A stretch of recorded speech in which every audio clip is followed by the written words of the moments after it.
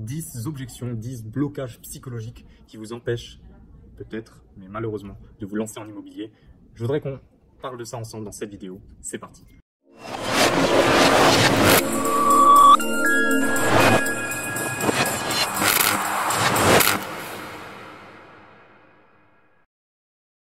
Bonjour très chers investisseurs et futurs millionnaires, c'est Franck, c'est un plaisir de vous retrouver dans cette vidéo après un petit moment d'absence, je l'avoue. Qu'est-ce que je voudrais voir avec vous dans cette vidéo? Comme je vous l'ai dit, 10 objections. J'ai récemment reçu plusieurs messages, plusieurs emails de personnes qui me disaient oui, mais moi je ne peux pas me lancer en immobilier parce qu'il y a ça, et puis s'il arrive ça. Donc je voudrais faire un petit peu un zoom là-dessus, c'est pour ça que j'ai listé finalement 10 objections sur lesquelles je voudrais vraiment revenir pour vous débloquer ça tout simplement. Alors, je ne veux pas vous brusquer ou quoi que ce soit, je veux dire, vous avez peut-être un avis tout fait là-dessus, et puis je le respecte. Moi-même, je suis ouvert à tous les avis, donc si vous n'êtes pas d'accord avec quelque chose, n'hésitez pas à réagir dans les commentaires. Mais je voudrais tout simplement vous donner mon point de vue, et j'espère que vous pourrez être aussi assez ouvert pour éventuellement accepter, ou peut-être le comparer au vôtre, modifier l'avis que vous avez actuellement, voilà. Le but, c'est vraiment qu'aujourd'hui, bon, voilà, je suis quand même plutôt persuadé de tout ce que je vais vous dire, enfin, je suis persuadé de tout ce que je vais vous dire, et c'est vraiment de pouvoir vous débloquer certaines cases en fait pour que vous aussi vous puissiez vous lancer dans cette magnifique aventure qu'est l'immobilier. Donc tout simplement, comme je disais, j'ai récolté les 10 objections qui reviennent le plus souvent. Celle qui revient le plus souvent, la première, votre locataire ne paye pas. Franck, et si mon locataire ne me paye pas? Je voudrais commencer cette objection juste avec une question. Aujourd'hui, si vous êtes locataire, alors, certains d'entre vous se reconnaîtront, d'autres pas, mais aujourd'hui, si vous êtes locataire, posez-vous cette question. Est-ce que ça vous viendrait à l'idée de ne pas payer votre loyer? Je pense que la réponse est non. Eh bien, vous êtes un être humain, votre locataire est un être humain, il n'y a pas de grosse différence entre vous et lui. Donc voilà, de base, l'être humain, il est honnête. Il n'y a pas de... Quelqu'un qui cherche une location, il est là pour se loger. On va voir comment. Bien sûr, il y a des techniques pour sélectionner les locataires, mais déjà de base, je voudrais casser cet a priori. Peu importe l'être humain que c'est, l'être humain de base, il est honnête. S'il ne paye pas, c'est qu'il y a d'autres raisons derrière, mais l'être humain, le locataire de base paye. Voilà. Pour donner un peu des chiffres, le montant des impayés en France, il est entre 2 et 3%. Maintenant, posez-vous la question. Donc déjà, c'est très peu. Franchement, c'est très très peu. Et ensuite, il n'est pas précisé dans ces 2 et 3% quel type de locataire c'est. Et quel type de location, d'appartement, de bien, vous mettez en location pour ça. C'est clair que si vous louez un taudis, un bien vraiment délabré, à un prix beaucoup plus cher que le prix du marché, bah, automatiquement vous augmentez vos chances. Là, vos chances, elles sont plus de 2-3%, elles sont beaucoup plus élevées. Et donc, il faut savoir que les 2-3%, c'est une moyenne de tous les biens en France. Donc forcément, il y a des biens qui augmentent cette moyenne, et au contraire, des biens, quand on applique les bonnes stratégies de haut de gamme, de homestaging, qu'on loue au bon prix, au bon locataire, qu'on sélectionne bien son locataire, bah, ça tire cette moyenne vers le bas. Et croyez-moi que si vous appliquez les bonnes stratégies, vous n'êtes pas du tout vers 2-3%, vous êtes en dessous de 1%. Deuxième objection qui revient très souvent, c'est « mais et si je ne trouve pas de locataire ?» Là, tout ce que je peux vous répondre, c'est que si vous ne trouvez pas de locataire, c'est que vous n'avez pas appliqué les bonnes stratégies. Parce que si vous investissez dans le bon quartier, dans la bonne ville, et que vous proposez le bon type de bien pour le bon type de client, que vous avez visé le bon type de locataire, de client, vous louerez votre bien, c'est sûr. Voilà, j'ai rien d'autre à rajouter là-dessus. Troisième objection, c'est tout simplement de, voilà, ça m'intéresse, je veux bien me lancer dans l'immobilier, mais il est impossible de trouver un bien rentable. Je ne trouve pas de bien rentable, tout est trop cher. La rentabilité, elle n'est pas là. J'entends parler de 10%, 12%, 14% de rentabilité. Je n'arrive pas à trouver un bien au-dessus de 4-5% de rentabilité. Au début, je suis passé par là également. C'est juste un problème géographique. Vous ne visez pas la bonne ville, ou alors pas le bon quartier, ou encore pas le bon type de bien. Mais ça a surtout rapport avec la localisation que vous cherchez. Et puis, également de la façon dont vous cherchez. Parce qu'aujourd'hui, posez-vous la question, est-ce que rechercher, éplucher les annonces sur le bon coin, c'est la seule solution pour trouver des biens rentables? La réponse est non. Donc à l'objection, je ne trouve pas de bien rentable, c'est trop cher. Comment expliquez-vous que vous cherchez, vous ne trouvez pas, mais d'autres cherchent et très rapidement ils trouvent? Moi, d'autres investisseurs qui ont déjà investi, on trouve des biens rentables, on réalise des bonnes affaires rentables. Donc c'est pas un coup de chance. Comment expliquez-vous que quelqu'un veut se lancer mais ne fait aucune bonne affaire et quelqu'un d'autre achète 1, 2, 3 biens? Voilà, c'est pas de la chance, c'est tout simplement qu'on applique les bonnes stratégies. Quatrième objection, c'est que vous dites que vous n'avez pas le temps ou ça vous prend trop de temps. Alors, pour ceux qui ont entendu des trucs du genre l'immobilier c'est un investissement passif, on investit avec l'effet de levier de la banque, on n'investit pas d'argent et derrière, tac, on claque des doigts et puis ça nous génère des revenus. C'est vrai, mais pas tout à fait. c'est que à 30%, à 70% vrai, on va dire.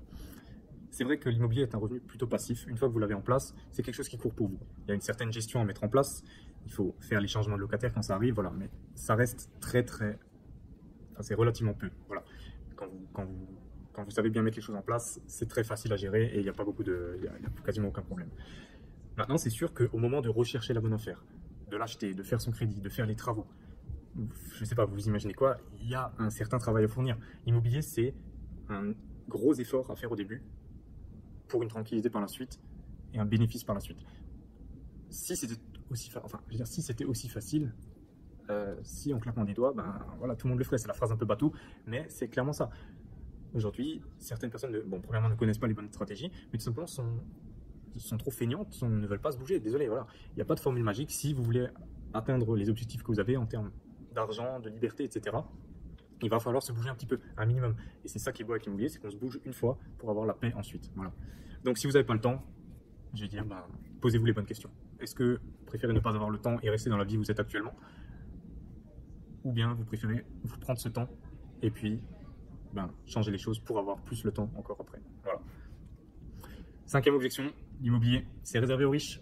Moi, j'ai pas d'argent, donc je peux pas me lancer en immobilier. Ouais. C'est vrai que quand moi je me suis lancé en immobilier, j'avais environ 3 millions, 4 millions sur mon compte, donc ça a été très facile. Non. Quand je me suis lancé en immobilier, je devais avoir, 1000 euros d'économie, 1200 euros d'économie. Voilà. Le seul truc, c'est que j'avais une situation plus ou moins stable. J'ai commencé à travailler, j'allais avoir mon CDI, donc voilà, ça a rassuré la banque. J'ai pu faire un emprunt pour la totalité de mon bien, pour le premier bien, voilà. Donc aujourd'hui, voilà, j'ai pu répéter l'opération plusieurs fois et tout ça sans apport. Donc aujourd'hui, j'ai un peu plus d'argent, mais c'est pas ça qui fait la différence. Sans argent aujourd'hui, sans épargne, vous pouvez très bien vous lancer dans l'immobilier.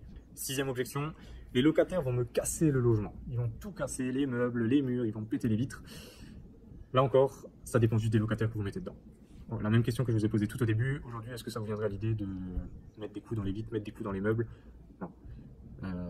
À part si vous êtes un fou furieux, je sais pas quoi, mais voilà.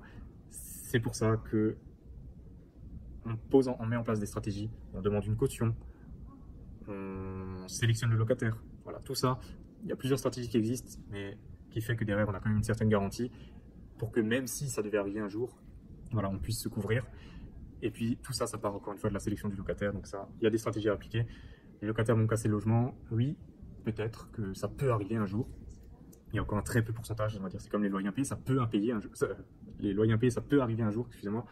Mais on préférait vous dire, puisqu'il y a 1% de chance que le locataire ne paye pas et qu'il y a un risque de loyer impayé, préférez ne pas vous lancer du coup.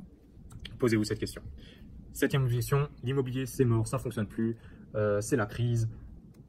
On va perdre de l'argent, ça va être la guerre, on va sortir de l'Europe, voilà. C'est clair que l'immobilier, comme la bourse, comme tous les placements financiers, il y a des hauts et des bas, mais croyez-moi que l'immobilier, c'est toujours celui qui résistera le mieux. On est sur du tangible, on est sur de la pierre, on est sur un besoin qui est là. Les gens ont toujours un besoin de se loger, c'est une nécessité. Alors oui, il y a des périodes de crise, il y a des périodes où les prix vont chuter. Mais c'est bon ça, c'est là qu'il faut acheter encore plus pour que quand ça va remonter, parce que ça remontera toujours, comme je dis, c'est un besoin éternel, le fait de se loger. Donc quand il y aura des crises, ne vendez pas à ce moment-là parce que vous perdrez l'argent, oui, mais achetez.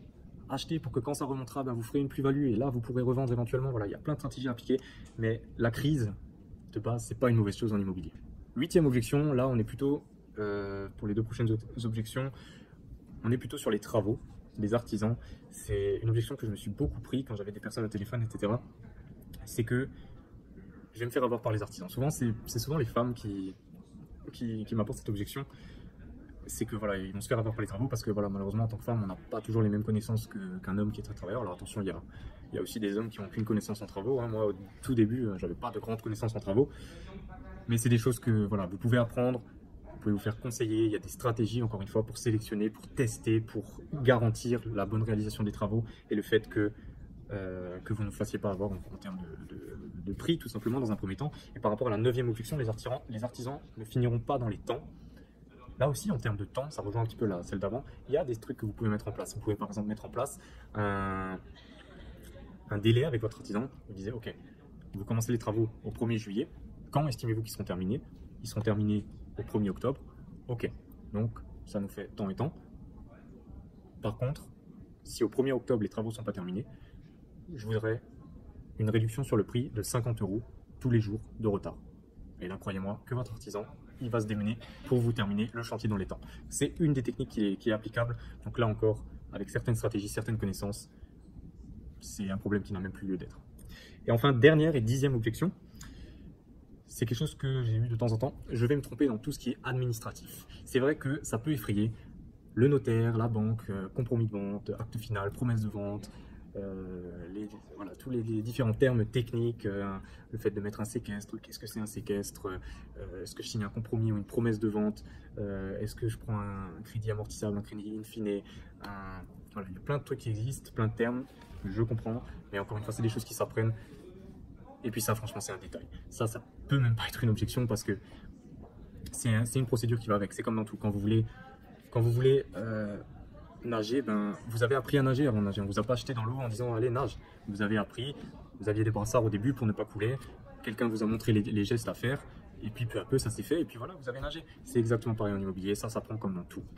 Donc voilà, c'était un petit peu le tour pour répondre aux 10 objections que vous pourriez avoir. Si vous en avez d'autres ou si vous avez des réactions par rapport à ces objections, n'hésitez pas à les mettre dans les commentaires et je me ferai un plaisir d'y répondre. Ou alors envoyez-moi tout simplement un message sur mon site.